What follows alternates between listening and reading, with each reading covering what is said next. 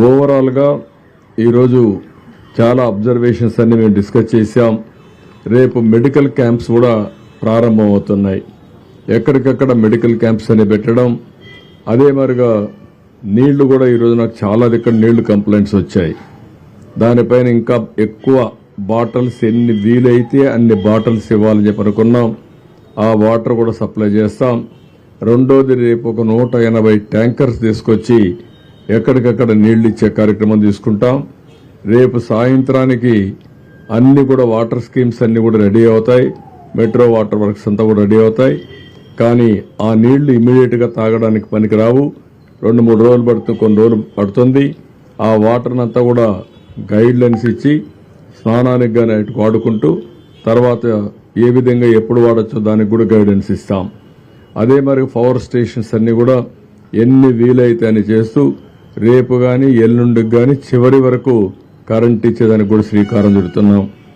ఎక్కడైతే నీళ్లు పవర్ స్టేషన్లో సబ్ స్టేషన్లో గాని ట్రాన్స్ఫార్మర్ దగ్గర ఉంటే షార్ట్ సర్క్యూట్ గాని షాక్ కొట్టే పరిస్థితి వస్తుంది. అలాంటివన్నీ కూడా ప్రికాషన్ తీసుకుని ఇమ్మీడియట్ గా రెస్టోర్ చేయడానికి అన్ని ప్రయత్నాలు చేస్తున్నాం.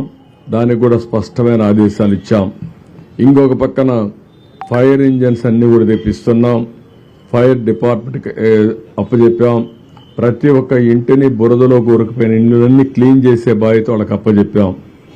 ఎక్కడికక్కడ ఫైర్ ఇంజన్ తీసుకొచ్చి ప్రతి ఒక్క ఇంటి ముందర పెట్టి ఆ ఇల్లంతా క్లీన్ చేసే బాధ్యత ఆ ఇంట్లో ఉండే వాళ్ళందరితో కూర్చొని వాళ్ళ సూపర్విజన్లో అవన్నీ క్లీన్ చేసే బాధ్యత తీసుకున్నాం.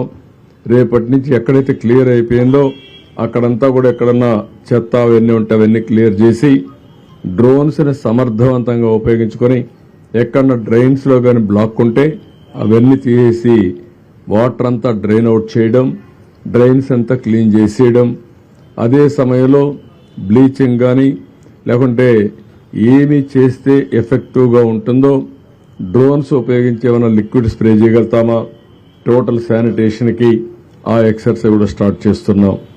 అదే మరి ఎక్కడెక్కడ రోడ్స్ అన్ని కూడా ఒకసారి డ్రోన్ ద్వారా పిక్చర్స్ తెప్పించి ఎవరన్నా భోంచేసి రోడ్డు మీద పారేసినా అవన్నీ క్లీన్ చేయడానికి అనేక చర్యలు చేపట్టాం.